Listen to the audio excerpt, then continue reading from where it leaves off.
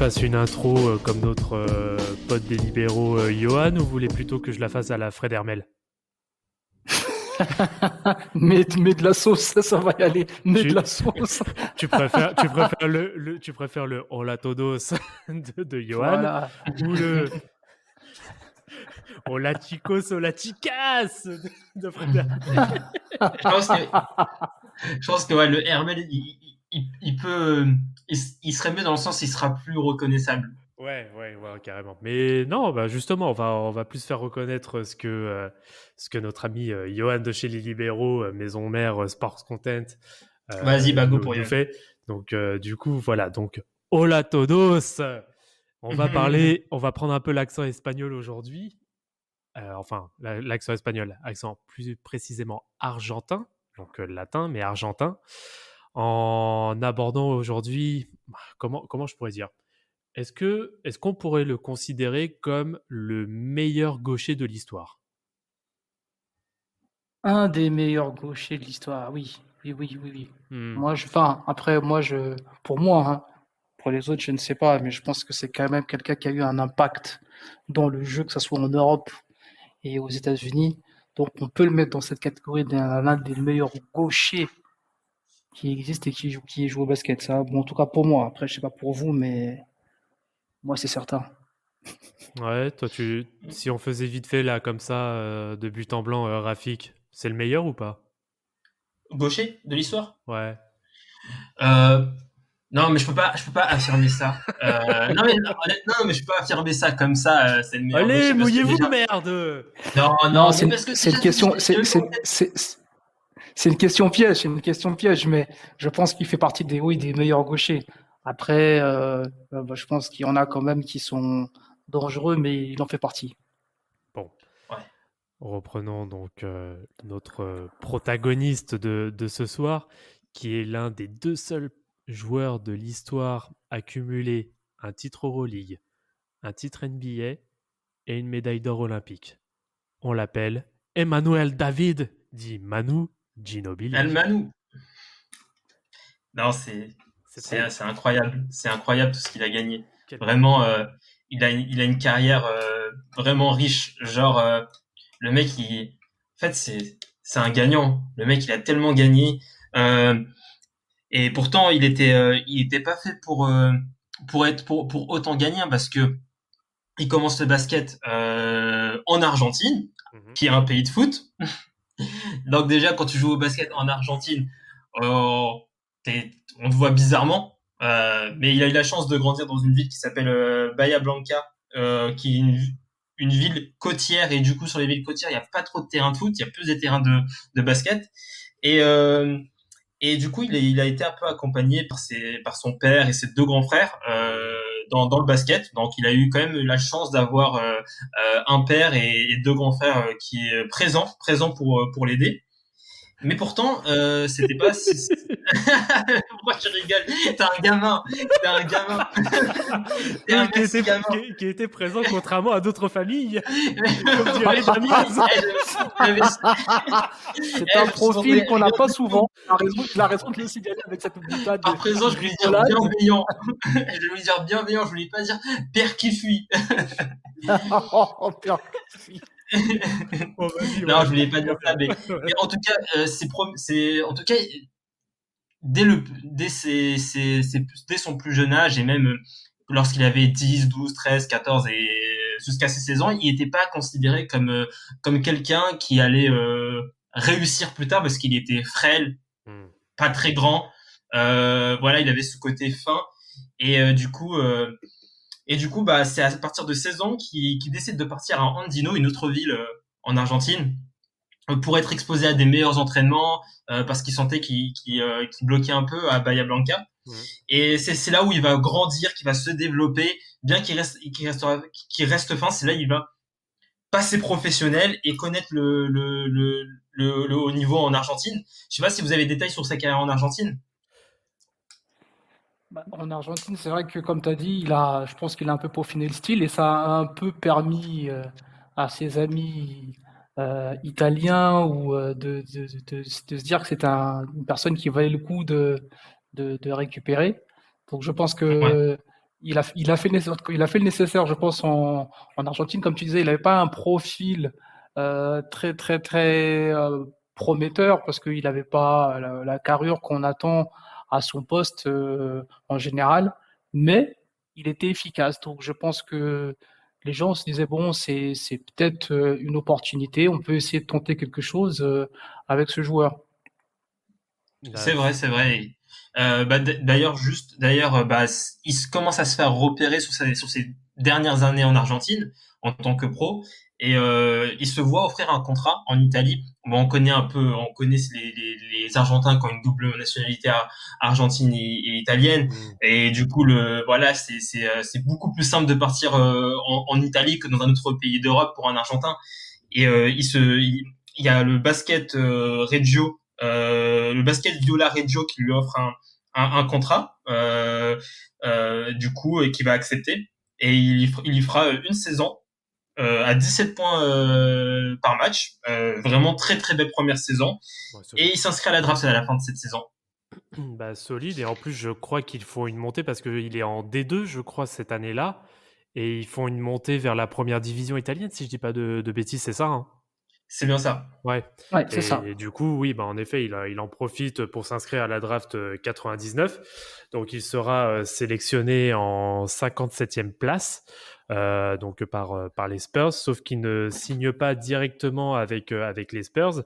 Il va avoir donc une clause qui va lui permettre de pouvoir continuer à évoluer en Europe et notamment en Italie.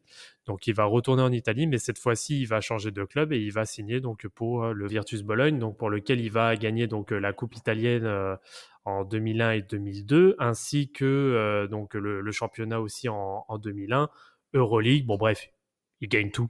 C'est juste Mhm. voilà, il va confirmer son statut de potentiel futur joueur NBA en mettant un vrai point d'exclamation sur son passage en Italie. Est-ce que toi, Rafik, tu as quelques stats là à nous En donner? Italie. Ouais. Oh, en Italie, il fait déjà la première saison. Il fait d'abord la première saison, enfin, une fois qu'il est drafté, sa deuxième saison en Italie.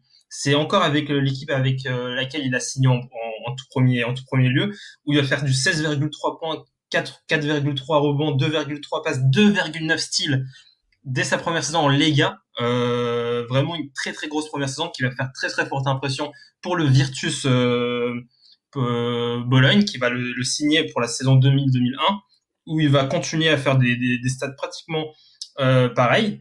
Et ensuite, il fera même une saison à 18,3 points, 4,2 rebonds, 2,5 points, 3,6 steals. Et vraiment, le nombre d'interceptions incroyable. Donc c'est vraiment ces deux saisons à Bologne où il va être deux fois MVP, Ouais, où il va gagner l'Euroleague et il sera MVP de l'Euroleague. Elles sont incroyables. Le mec, et en fait, il a régné sur le basket européen. c'est ça. Et il va être au All-Star Game italien 3 fois. Donc c'est pour te dire à quel point le mec il était vraiment au sommet. Comme on dirait, hein, Incroyable. il est arrivé, il a posé ses couilles et il s'est barré. Mais être C'est dominant Ah, comme ça, c'est ça, il il est a venu, fait il a fait le taf, il s'est barré. c'est ça, il a fait le mais job à plein temps. mais vraiment en plus. Vraiment, c'est incroyable dans 4 saisons de marquer autant l'Italie et l'Euroleague comme ça, parce que l'Euroleague, c'est pas non plus n'importe quoi au début des années 2000. Et en plus, par la suite, ça va bien s'enchaîner avec les championnats du monde à Indianapolis en 2002, si je dis pas de Mhm. bêtises. Ouais, Il termine deuxième sur les Deuxième, championnats ouais. du monde, hein, Ouais. c'est ça. ouais. C'est face au Attends, non, c'était plus la Si, si, Yougoslavie. si. C'était la Yougoslavie à Si, l'époque? si, la Yougoslavie. Ouais, c'était la Yougoslavie où Ouais, voilà. il fait un tournoi à 14 points de moyenne. Ouais, c'est ça. Mais ouais, donc voilà, en fait, mais oui, en fait, il valide vraiment toutes les étapes avant d'arriver en NBA pour vraiment se faire une renommée auprès du coup de sa future franchise, donc les Spurs, hein, Ouais. parce que c'est suite à ça qu'il va joindre donc la franchise texane pour la saison 2002-2003 et pour qui va devenir vraiment un backup pour notamment des vétérans comme Steve Smith ou même par la suite, il va vraiment grappiller de plus en plus de minutes de jeu. Et en fait, dès cette saison-là, alors dites-moi ce que vous en pensez, mais parce que là, ça rejoint complètement la fin de la dynastie Lakers de Kobe et Shaq. Est-ce que Ginobili serait pas, enfin Ginobili ou même les Spurs dans la globalité, c'est quand même un peu la kryptonite des Lakers sur cette période-là. Oui, parce qu'en vrai, c'est aussi une équipe qui propose un jeu léché, c'est-à-dire que c'est un jeu qu'on n'aime pas trop regarder finalement, parce que moi, souvent, quand on parle des Spurs, c'est souvent que c'est ennuyant, c'est boring, c'est pas flashy, on n'a pas des trucs spectaculaires, mais l'efficacité est là.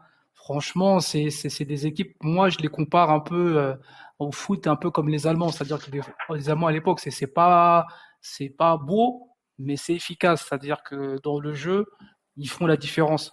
Donc, comme tu dis, ouais, c'est vraiment une équipe qui pose des problèmes à des équipes qui par défaut, ont de quoi se rouler sur les gens, mais face à des équipes qui ont un collectif tellement énorme qu'ils peuvent pallier tous les problèmes.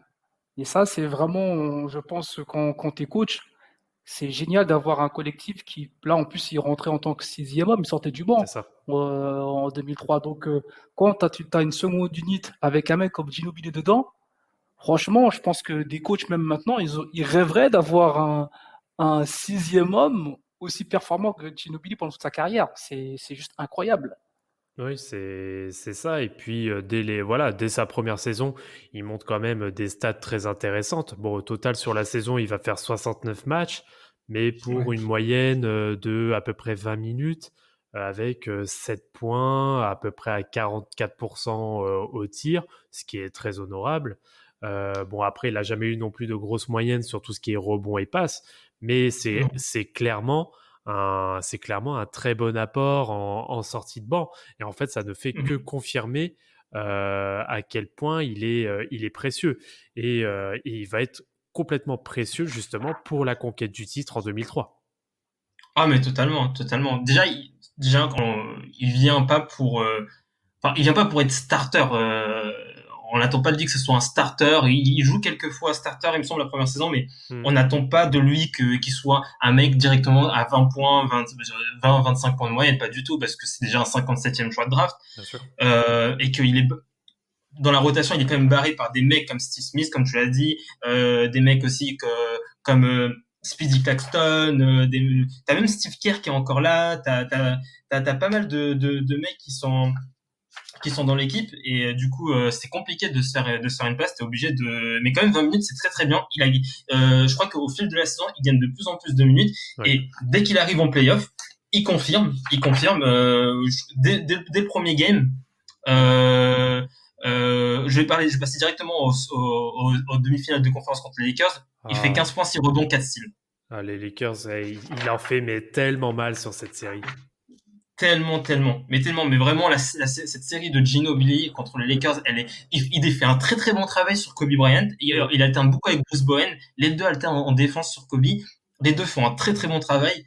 Et vraiment, l'apport en sortie de banc, l'énergie qu'il donne quand il rentre, incroyable. Bah, il complète très bien. Alors, c'est là. Alors, d'ailleurs, on a complètement zappé aussi de le mentionner, mais en tant qu'arrière chez San Antonio, bon, lui, Oui, il arrive en cours de saison, si je dis pas de bêtises, c'était Stephen Jackson. oui, Alex Jackson aussi, oui. Voilà, Ouais. qui lui était censé être la troisième arme offensive. Et au final, c'est Ginobili sur cette série qui devient clairement la troisième arme offensive avec une moyenne de quasiment 12 points. Ouais, exactement. Et il fait ses playoffs. Il va faire des playoffs à 9,4 points, 3,8 rebonds, 2,9 passes.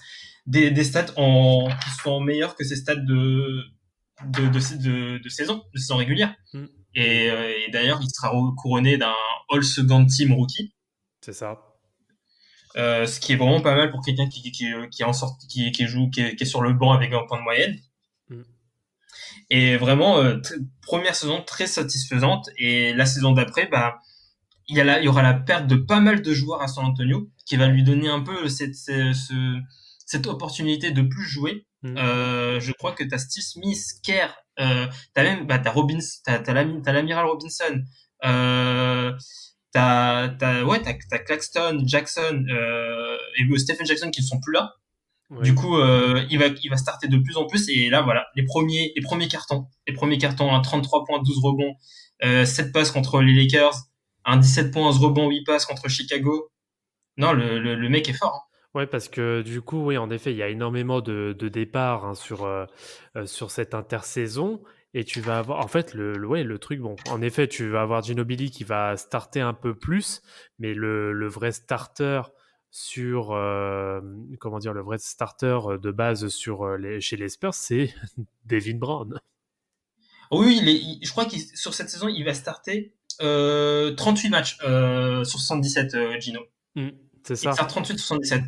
Ouais, ouais, c'est ça. Après, bon, t'avais quelques apports aussi qui ont été faits entre-temps. T'as les, oh putain, je revois l'effectif. T'as des Rachon Nesterovic. Il y avait Edo Turkoglu aussi qui est arrivé. Bon, il y a Robert Torrey aussi qui arrive.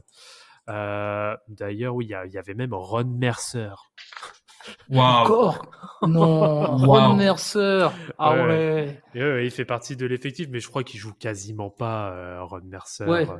Ouais, il Les fameux, fait, les fameux, les fameux, les fameux coupeurs de citron, quoi. ouais, voilà, c'est ça. Exactement. Il est, T'as aussi t'as Kevin Willis. oui, Mais, Kevin Willis, oui, il est encore là. Pourtant, je mais crois que sur la c'est un saison vieux à ce moment-là. je crois que sur la saison d'avant, en plus, il avait annoncé suite au titre qu'il devait prendre sa retraite en plus. Hein. Et le mec, il a plus de 40 ans à ce moment-là, Ah, cette il a saison. Il a 41 ans. 41 ou 42. Ouais, il a 41 ans. Mais bon, Non, voilà. non, mais C'est. il est drôle, Willis. Parce qu'en vrai, je crois que la campagne 2002-2003 en playoff, il est pas si ridicule que. Enfin, il a quand même un petit apport. Hein. Il fait des entrées. Bah, je crois que c'est Ouais. face aux Lakers en plus où il fait des entrées intéressantes. Oui, mais vraiment, genre, il fait des. Genre, c'est pas un mec qui est là juste pour donner des conseils aux jeunes, quoi. Parce que c'est pour te dire, j'ai même en tête. Alors, c'était à l'époque, c'était justement un épisode d'Eddie Time, hein, vu que c'était la référence pour le basket à cette époque-là. C'était, je crois, vraiment sur la préparation des finales. Le premier match des finales n'avait pas encore eu lieu et il y avait une sorte de présentation justement des deux équipes finalistes, etc. Et il retraçait justement la route des playoffs de chaque équipe respective. Et justement, sur la série face aux Lakers, je m'en rappellerai toujours, ils avaient montré Kevin Willis, ils avaient montré une action de lui en train de dunker face aux Lakers et tu avais tout le banc des Spurs qui était surexcité. Mais Tu c'était m'étonnes. marrant à voir, ouais. Tu m'étonnes. Ah, c'est normal. Un mec qui a fait des playoffs dans la décennie 80 et après il dunk dans la décennie 2000. C'est chaud, n'empêche. Bon, bref, passons. Donc, du coup, ouais, donc 2004, bah, ça continue à monter en puissance hein, et ça va être le cas jusqu'à vraiment sa saison de référence. Enfin, ces saisons de référence qui sont entre 2006 et 2009, en fait. Hein. Ouais. Ouais. Ça va être ça. 2004-2005, donc il a une sélection au All-Star en étant à plus de 16 points. Et là, par contre, il est réellement starter. Là, il fait Ouais, à partir 74, de 2005, ouais. 74 sur 74 en tant que starter. Et là, on va avoir sa petite période, justement, complètement, quasiment starter sur 2 ans, entre 2004 et 2006, où il va montrer quand même des moyennes assez. Oui, de très bonnes moyennes, hein, qui sont quand même honorables. Et ça va être. Et ce qui est marrant, c'est que ça va quasiment être sur ces saisons où il va avoir les meilleurs pourcentages. Bah déjà, 2004-2005, c'est l'année de sa renégociation de contrat, où il va re-signer pour 52 millions sur 6 ans. Mm. Et en fait, c'était une période où la négociation a duré très très longtemps. C'est juste une petite anecdote sur sa négociation de contrat. Elle a duré très longtemps parce que il avait peur de signer et que le montant soit communiqué dans les informations, parce qu'à ce moment-là, en Argentine, il y avait de plus en plus de familles de personnalités sportives qui étaient kidnappées. Et du coup, il y avait des rançons, il y avait des demandes de rançon, et il avait peur que ce contrat fasse le tour du monde, du coup atterri en Argentine. Et voilà, Ginobili, il prend 52 millions sur 6 ans, et il avait peur de représailles sur sa famille et de kidnapping sur sa famille. Et bon, finalement, il a signé. Et la saison 2004-2005, c'est une saison où il va mettre un 48 points contre Phoenix. Il va faire un 29 points, 7 rebonds, 7 passes, 6 steals contre Miami. C'est vraiment sa première saison de starter se passe super bien. Il est All-Star. Il devient, à ce moment-là, il devient la deuxième option offensive de San Antonio. C'est Tim Duncan en 1. En 2, c'est Manu Ginobili. Bah, Je sais pas si vous êtes d'accord avec moi, mais oui. je pense que Tony Parker n'est pas encore la deuxième option offensive en 2004-2005. Bah, sur 2004-2005, oui. Alors, c'est vrai que Parker a commencé, on va dire, très fort sur son début de carrière. Après, c'est vrai que suite au premier titre, bah, je vais pas dire qu'il a stagné, mais bon, si, on peut dire un peu qu'il a stagné parce qu'en effet, il n'a pas réussi réellement à maintenir, on va dire, des moyennes qui lui permettent réellement de confirmer qu'il sera, enfin, qu'il est la deuxième option offensive derrière Duncan, mais genre sans discussion. En effet, tu as Voilà. Ginobili qui est à 16 points, tu as Parker qui est à 16,6, sachant Mhm. que Parker est un titulaire indiscutable, ce que Ginobili n'était pas forcément jusqu'à qu'en effet il fasse sa saison complète. Mais voilà, il n'est clairement pas dans ce rôle-là de base.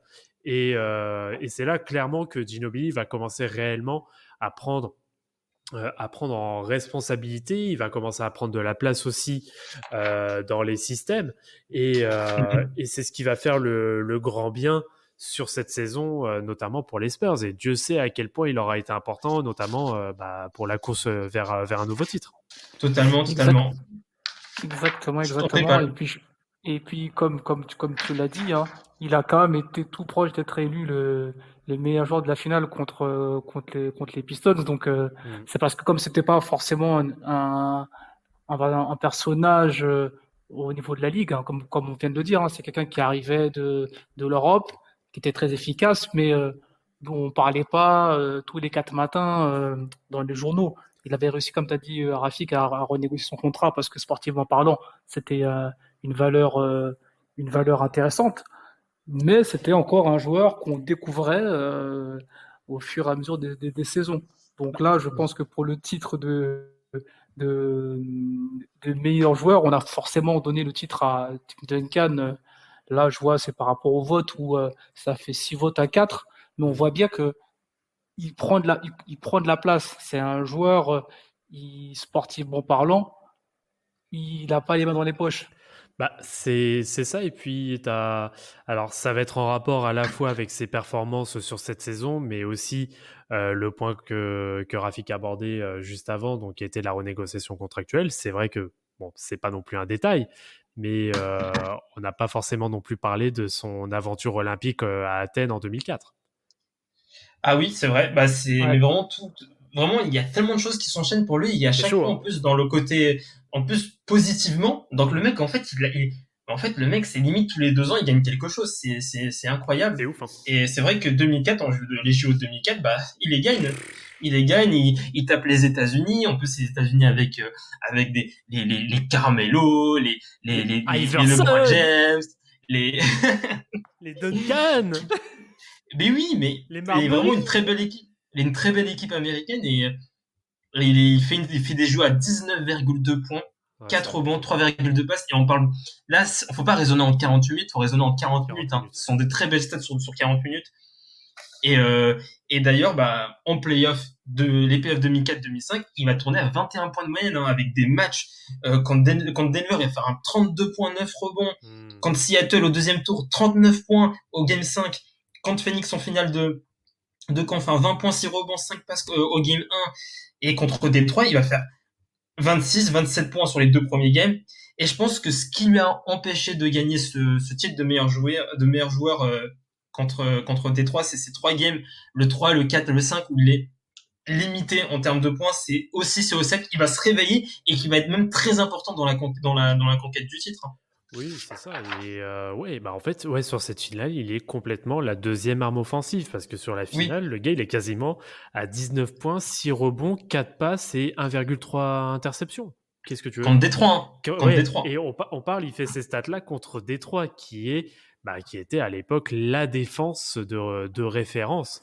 Et là, on parle pas de match, on parle pas de match à 140 points comme on peut voir, ou enfin à 120, 130 points qu'on peut voir actuellement. Là, on parle de matchs qui sont grand maximum, allez, le grand maximum qu'il y a eu sur la série, c'est 102 points mis par les Pistons au match 4. Ouais, c'est où tu vois des 69, des 76, on dirait c'est la chorale de Rouen contre le Monsard Basket. Mais t'as quoi avec la chorale de Rouen? À chaque fois, tu les dis. Est-ce que c'est trop drôle de dire la chorale. Tu vois, ça s'appelle la chorale de Rouen. Après, tu vois deux intérieurs de 2m12, un mec qui s'appelle Jackson. C'est quoi? Ça, la chorale? Non, mais c'est ça. Et bah, en fait, ouais, Ginobili, là, il est vraiment sur une vague, mais ouais, enfin, sans faire de mauvaises métaphores, mais c'est même plus une vague, là, c'est carrément un tsunami qui va tout emporter sur lui, en fait, parce qu'il gagne quasiment tous les ans.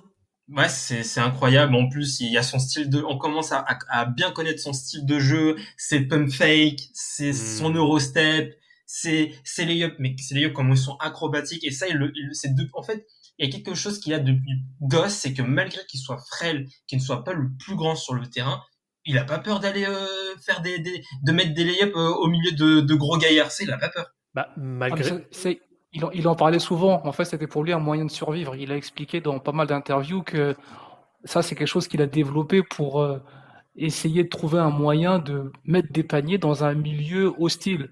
Et c'est vrai que je pense après, il y a plein de gens qui ont copié entre le Eurostep, entre les paniers qu'il met un peu de façon acrobatique. Je pense qu'il y a plein de gens qui se sont inspirés de ça. Ah Et c'est oui. vrai qu'il Harden. expliquait. C'est ça. Non, mais il expliquait que là, en vrai, lui, il le faisait pas pour le style ou quoi que ce soit. C'était vraiment pour être efficace. Mais ça a toujours été de toute façon quelqu'un de très pragmatique et efficace. Et en fait, tout ce qu'il faisait, c'est pour se faciliter la tâche et pas prendre de coups et essayer d'être plus simple sur les paniers. Donc après, ça paraît spectaculaire, mais pour lui, c'était quelque chose qu'il faisait naturellement. Donc D'ailleurs, Rafik, tu mentionnes Harden. Harden, c'est celui qui se fait justement contrer par Ginobili en playoff, là, c'est ça? Oui.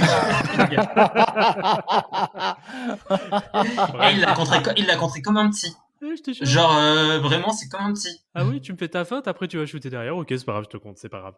Mais par contre aussi, c'est quelque chose qu'on sous-estime énormément, je trouve, sur Ginobili, c'est l'aspect athlétique. Parce que le gars, il a des appuis déjà. C'est franchement des appuis comme il y en a. Je pense qu'il y en a très peu qui ont cette qualité d'appui que lui a pu avoir. Mais Oui. quand il faut décoller, le pépère il décolle aussi. Hein. Ah, mais Il en aura mis des posters. Hein. Ah oui, non, mais quand il dunk sur quelqu'un, il le sait pas. C'est pas les dunks de mon très cher ami Chris Middleton. C'est des vrais dunks. Et ouais, bah lui peut dire qu'il fait partie des rares à avoir postérisé Yao Ming. Hein. Oui, vraiment, Oui. vraiment. Il Et vraiment, mais je pense dessus. que vraiment, il était. Je pense que en fait aussi le fait qu'il soit tellement, je vais pas dire explosif, mais il avait tellement des appuis forts et que il maniait souvent l'Eurostep que ça lui a commencé aussi à lui causer des soucis et à partir de la saison 2005-2006, voilà, les premiers pépins, bah, au bout de 3-4 saisons d'NBA, c'est là où les premiers pépins arrivent, les blessures au pied, les blessures à la cheville, les blessures au quadriceps, et c'est là où tout s'enchaîne et en vrai, c'est vraiment dommage pour un joueur comme Gino. Bah oui, parce que bah, malheureusement, c'est un jeu aussi qu'il a un peu à risque. Et malheureusement, bah, tu t'exposes aussi à des blessures. Donc en effet, il va rater une petite partie de la saison. Au total, il va rater, je sais plus exactement combien de matchs. C'est quoi? C'est 17 matchs, je crois, qu'il rate sur cette saison-là, sur la saison régulière. Et voilà, il commence à y avoir quelques pépins par-ci par-là. Bon, après, ses moyennes restent toujours, elles sont même en progression par rapport aux saisons.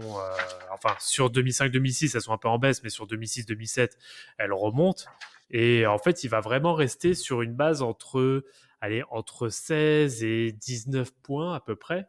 Après, bon, ça va repartir un peu plus sur les 15, 16, 17, mais il arrive toujours à garder un niveau de régularité qui est juste en fait impressionnant parce que le gars, que ce soit en tant que titulaire ou en tant que remplaçant, enfin en tant que sixième homme, il est capable de garder les mêmes moyennes. Donc moi je trouve ça juste super fort en fait. Ah ouais, non, mais c'est sa capacité à garder en fait, sa capacité à être titulaire et du coup partager le scoring, la gonfle avec Tony Parker et Tim Duncan, et en plus sa capacité à être le leader de seconde unit, capable de faire ces deux choses-là, de les alterner. C'est vraiment, pour moi, c'est un truc, c'est pas tout le monde qui arrive à le faire et c'est vraiment très très fort ce que fait Gino.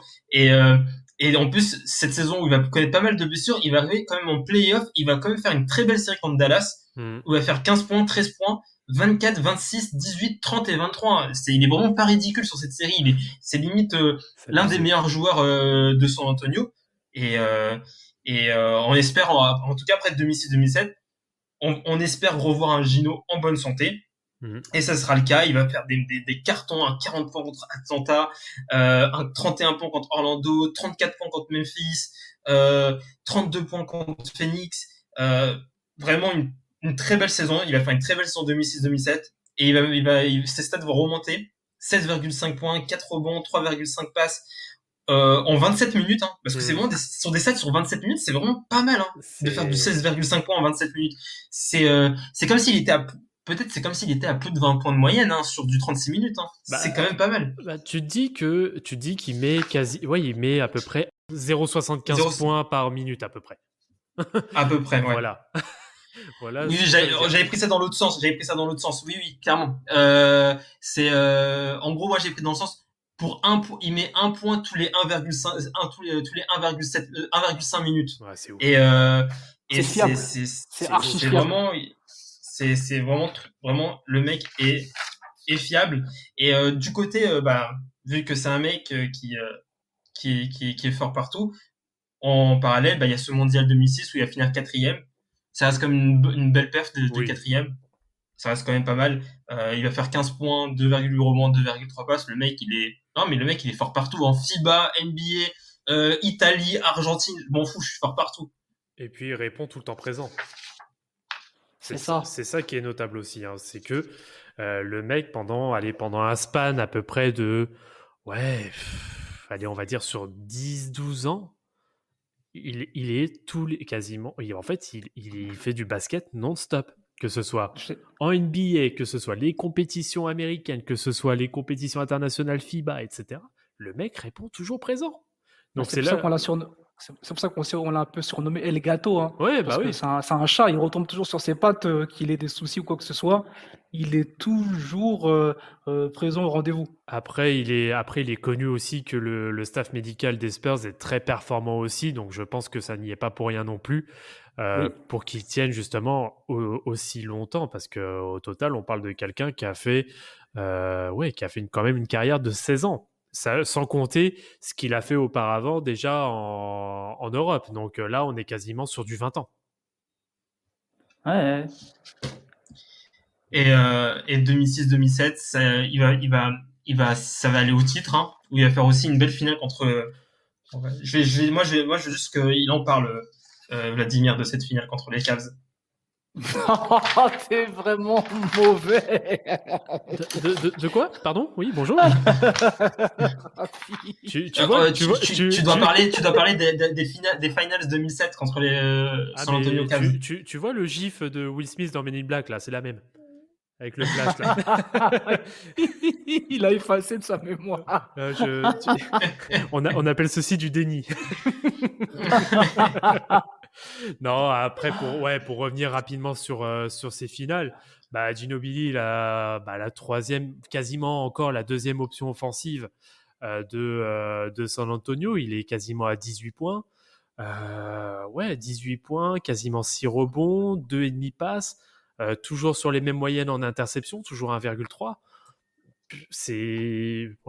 En fait, si tu avais la définition de Monsieur Propre, en fait, ce serait lui. Parce qu'il fait des stats qui sont toujours clean.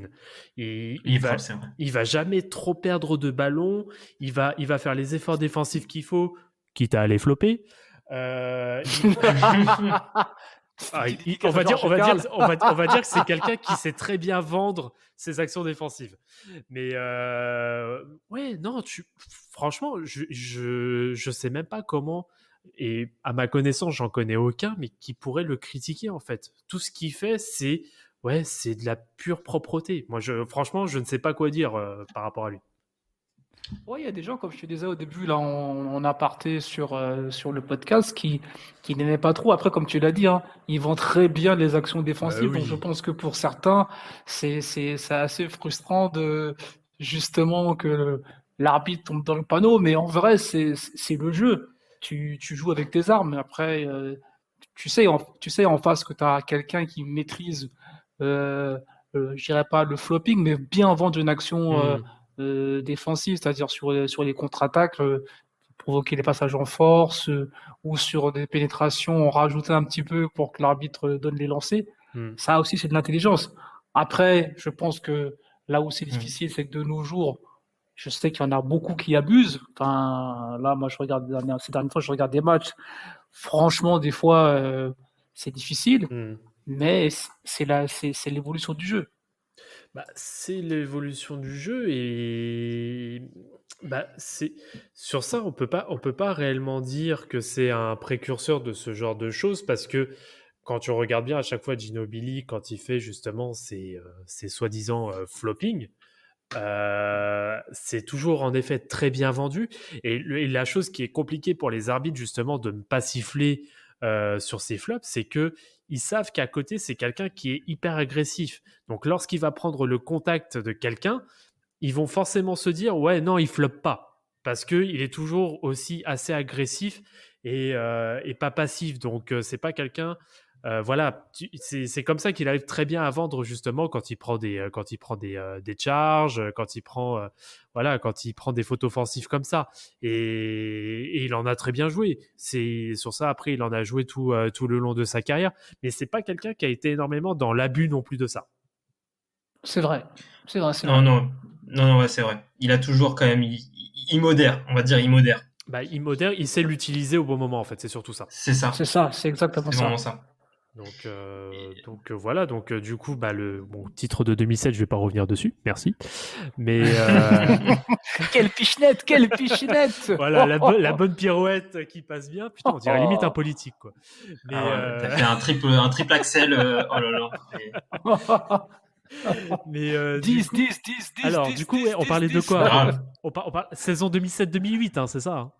C'est Ah, ça. mais c'est cette saison individuelle, Aïe, au aïe, niveau aïe. individuel. Non, il est fort. Il est vraiment fort en 2007-2008. Et le pire, c'est qu'il est même pas All-Star. Ouais, C'est ouf. C'est le pire. C'est ouf. Bon, au moins, il a été couronné d'un All-NBA Third Team. C'est quand même pas mal. Oui, Et il a été il est sixième homme de l'année. Donc, en vrai, ça va. si on demande de trade un All-Star contre un sixième et un All-NBA Third Team, Ouais, je prends. Je prends. Mais oui. il fait il lâche un 34 points, 15 rebonds, 6 passes, 2 interceptions contre Toronto, 46 points, 8 passes contre LeBron. Je vais pas dire qu'il manque contre LeBron. Euh, 44 points contre Minnesota, 30 Bâtard! points, 6 rebonds, 12 passes contre New Orleans. Non, il est capable en fait, c'est vraiment un mec qui est capable, parce qu'à ce moment-là, 2007-2008, c'est un sixième homme, hein. C'est un mec Mm, qui sort enfin, il est sur le banc, il finit les matchs, mais il n'est pas starter. mm. Et il lâche des performances de mecs qui jouent 40 minutes, mais c'est ouf. Et il va faire une saison à 19,5 points, 4,8 rebonds, 4,5 passes. Il mettra aussi 40% à 3 points. Il fera 40% à 3 points. C'est aussi le meilleur scoreur, hein. C'est le meilleur scoreur de San Antonio, alors qu'il a starté que 23 fois, hein. Franchement, c'est ouf. il perd pas son Non, temps. vraiment. Il perd pas son temps. Il a pas le temps. C'est-à-dire quand il est sur le terrain, comme Ah, mais on oui. parle souvent du ratio, lui, quand il est sur le terrain, il fait que augmenter le ratio. Il est pas là pour faire perdre des points. Mm. Ah ouais, non, mais c'est un mec qui l'optimise. Vraiment. Et, C'est vraiment ça. C'est vraiment c'est un mec Tant que c'est pas l'optimisation fiscale, ça va. Ah, je pense qu'il optimise tout, hein. Je pense que c'est dans ses habitudes.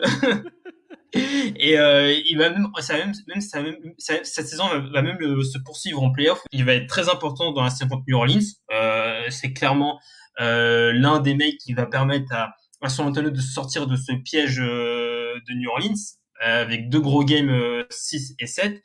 Mais par contre, il va se louper en finale de conférence contre les Lakers. Ouais, et puis bon, les Lakers, C'est dommage. c'était quelque chose hein, quand même. Hein. C'est quand même une équipe qui va en finale NBA, qui où t'as un Kobe Gasol avec du Odom. C'est quand même une équipe bien costaud. Et c'est vraiment dommage qu'il termine sur ça cette saison. Et il va commencer la saison 2008-2009 blessé. Ça aussi, c'est dommage. Et il va même, en fait, c'est une blessure à la cheville qui va se traîner ça toute la saison, jusqu'à qu'on lui déclare une fracture de fatigue. Ah, ça, c'est-à-dire fracture de fatigue, ça c'est quelque chose de ultra chiant. C'est horrible ça. C'est horrible parce que c'est compliqué à soigner. Pour avoir connu, je confirme, c'est très très chiant. Mais Polo, qu'est-ce que t'as pas eu? Bonne question. La fracture de fatigue, ouais, c'est compliqué. Hein. C'est très compliqué, mais je pense que on en parle depuis tout à l'heure, mais être efficace et être sur tous les tableaux, c'est aussi la contrepartie. C'est-à-dire que quand tu es partout, bah, tu dois t'en demander plus à ton corps.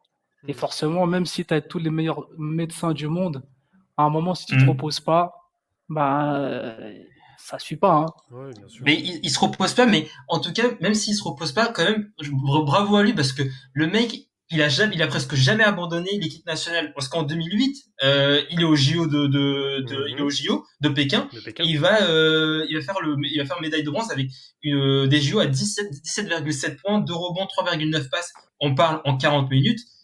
Vraiment, c'est magnifique. Vraiment, c'est magnifique d'être sur tous les tableaux et d'être performant sur tous les tableaux. Les blessures se comprennent. Oui, c'est au bout d'un moment avec l'accumulation, ça se conçoit. C'est sur ça, on peut clairement pas lui en vouloir et surtout qu'en plus, il se sacrifie tous les étés pour la sélection nationale, etc. Franchement, il y a absolument rien à dire. Après, franchement, s'ils le font aussi, c'est qu'ils ont la garantie aussi du staff des Spurs, donc ils savent très bien que derrière, ils vont être entre guillemets chouchoutés, ils vont être bien, voilà, ils vont bien récupérer, etc. Ils savent très bien après ce qu'ils font et que si les Spurs devaient les retenir, ils les retiendraient aussi. Donc sur ça, non, franchement, il y a rien à dire. Et après ce sont des saisons comme ça aussi qui vont s'enchaîner hein, à peu près. Où là, ça va commencer à décliner. Ce sera sur la saison 2011-2012. Bon, là, il est vachement, comment dire, il y a déjà le lockout, après il est un peu blessé aussi. Bon, bref, il fracture la main. Ouais, fracture de la main. Fracture de la main, mais bon, voilà, après il a 34 ans, l'organisme commence aussi un peu à vieillir. Donc oui, on va dire que c'est logique, mais il arrive quand même à maintenir une certaine moyenne. Bon, après, il a bien sûr son temps de jeu aussi qui commence un petit peu à régresser au fur et à mesure des saisons. Normal, mais il y a des jeunes qui sont là. Voilà, c'est ça, il y a des jeunes qui sont là et il reprend complètement son rôle de sixième homme. Et ça va même...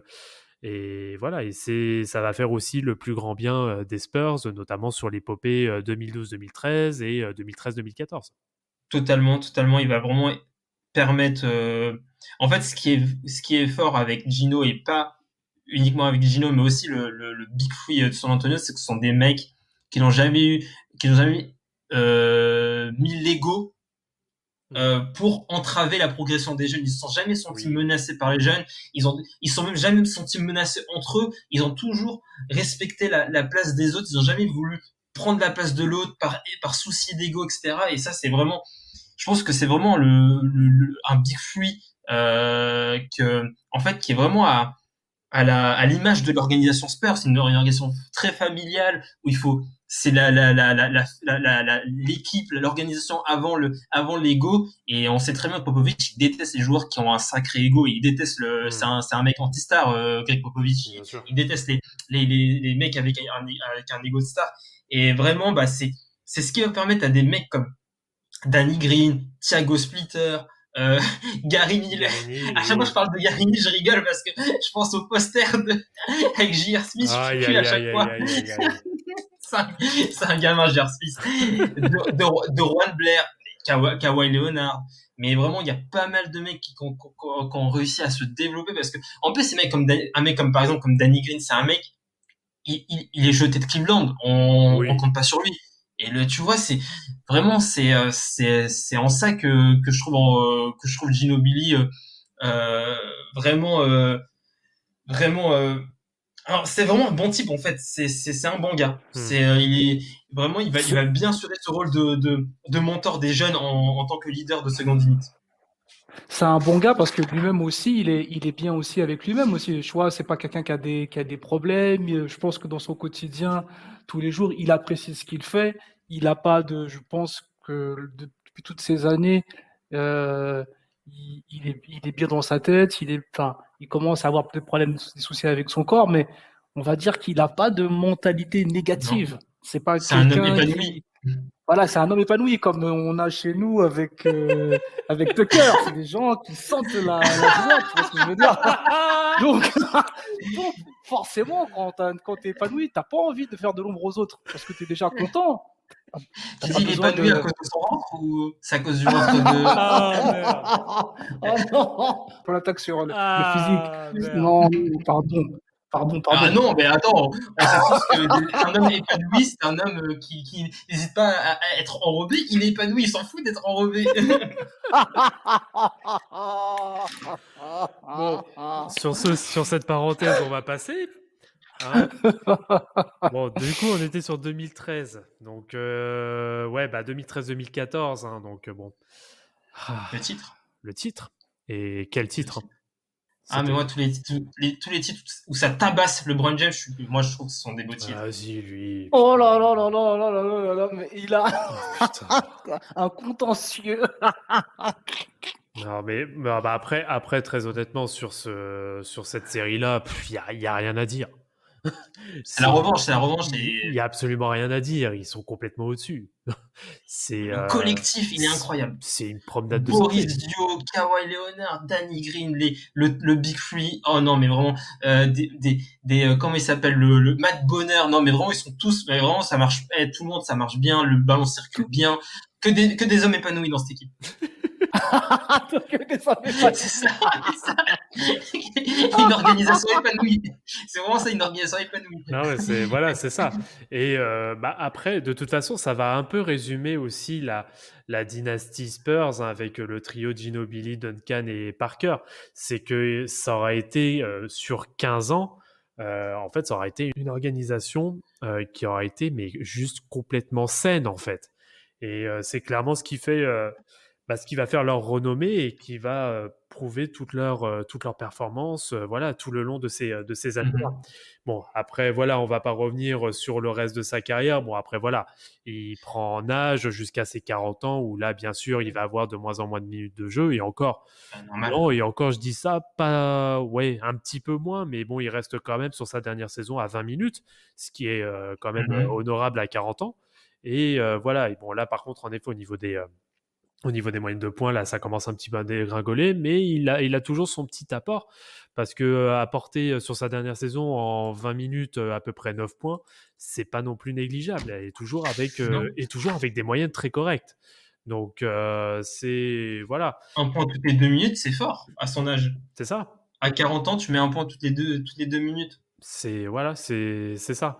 Et si on pouvait résumer en un mot la carrière de Ginobili, bah, ce serait une carrière épanouie. Exactement. C'est vraiment ça. C'est vraiment, vraiment ça. Franchement, je pense il a il a pris du plaisir. Il a pris du plaisir à faire le sport qu'il aime. Et je pense que c'est tout ce qu'on recherche, c'est-à-dire que là, lui, je pense qu'il allait au boulot, il allait dans les commodités de San Antonio en Hmm. sifflant. Il venait vraiment avec l'esprit léger. Et Il je était en pense mode que employé du mois. mais c'est vraiment ça. C'est vraiment ça. Vraiment Ah, ça avec sa tue petite, employé du mois. Un vrai truc avec sa, américain. Grave. voilà, avec son petit badge. Avec son C'est des petit ouf, les badge. Et Américains. avec son petit sac déjeuner, là. Grave. Grave. Mais c'est vraiment ça, tu vois, en décontraction, alors que tu peux voir que dans certaines autres franchises, tu vois que les gens, quand ils vont dans les stades, enfin, quand ils vont à l'entraînement, qui sont tendus. Hmm. Ils ont, comme on dit, les nerfs sont tendus. Lui, je pense qu'il venait tranquille, il faisait des blagues, il posait même des trucs, des petites farces à attrape, des trucs tranquilles, tu vois. Hmm. Vraiment détente. Ah, bah, C'est ça. quand tu continues ta carrière jusqu'à 40 ans, en général, parce que 40 ans, même avant, de 35 à 40 ans, tu as le corps qui tombe en miettes. Et du coup, en général, si tu te sens pas totalement épanoui ou que tu n'aimes pas totalement le sport que tu pratiques, parce que il y a des joueurs qui ont de très belles carrières, mais c'est genre ils n'aiment pas non plus à 100% leur sport. Ils doivent peut-être l'aimer à 80%, mais voilà, dès que leur corps tombe en miettes, ils vont prendre leur retraite rapidement. Mais Gino, il a même avec le corps qui tombait en miettes, il a continué jusqu'à 40 ans. Le mec, il hésitait même à jouer pour ses 41 ans. Il a annoncé d'ailleurs sa retraite avec un tweet. Mais bon, aussi à l'image du joueur. Classe, pas de bruit, sobre, j'ai pas besoin de confetti, j'ai pas besoin de show à la Tucker. Moi, j'ai pas besoin de ça. C'est Ah, il y a du sel, hein. Oh putain, le sel de Guérande, là, ça y va. Hein. On se fera en Bretagne. Ça y va. Hein. Il manque plus que les crêpes et on est bon là. Les crêpes et le cidre, on est bon là. Il n'y a pas besoin de ça. Bon, messieurs, sur cette parenthèse, alors avant de clôturer cet épisode, si là vous aviez juste une action à sortir de Ginobili qui vous a marqué, ce serait laquelle? Moi, j'en ai une, c'est le contre sur Kevin Durant. Parce que c'est genre vraiment, pour moi, c'est un peu à l'image de sa carrière. C'est vraiment, en fait, on ne l'attend pas à faire des trucs comme ça, alors qu'il peut le faire, en fait. C'est vraiment, tu dis, non, lui, il est pas capable de faire ça. Eh ben si, il est capable. C'est vrai. C'est vrai. Pour toi, Polo? Pour moi, c'est les dunks, parce que c'est vrai que c'est comme vient de le dire Rafik, quand tu le vois, tu te dis pas que c'est un mec qui a postérisé des gens. Et pourtant, il en a mis des posters. Il en a mis, et même des très sales. Donc, comme vient de le dire Rafik, en fait, c'est un mec, c'est l'inattendu. Tu te dis pas, bon, tu le vois, tu dis, bon, il paye pas de mine, ce type. Et puis tout d'un coup, paf, tu le vois décoller. Tu dis, ok, d'accord, ok, bon, merci. Non, notamment celui de la finale 2014, là, sur la tête de Chris Bosh, là, en contre-attaque, là. Ouais. Oh là là là là là. Un délire. Bah écoutez, pour terminer, pour moi, c'est il tient un record dont on ne parle pas assez. C'est qu'il détient le record de la calboche la plus du plus gros. non, pas le physique. On a dit pas le physique, on a dit. Non. Mais non, c'est le joueur NBA qui détient le plus de captures de chauve-souris. Hein. Ah oui, mais il y avait même des soucis avec ça. Il y avait eu des soucis avec ça. Il y avait des activistes qui voulaient sa peau. Ouais, non, mais grave, c'est ça le pire dans l'histoire. Bon, en tout cas, passons à ce détail-là. Mais en tout cas, voilà, si on devait résumer en quelques mots, Ginobili, c'est la classe, la loyauté, la régularité et l'épanouissement. C'est très important, l'épanouissement.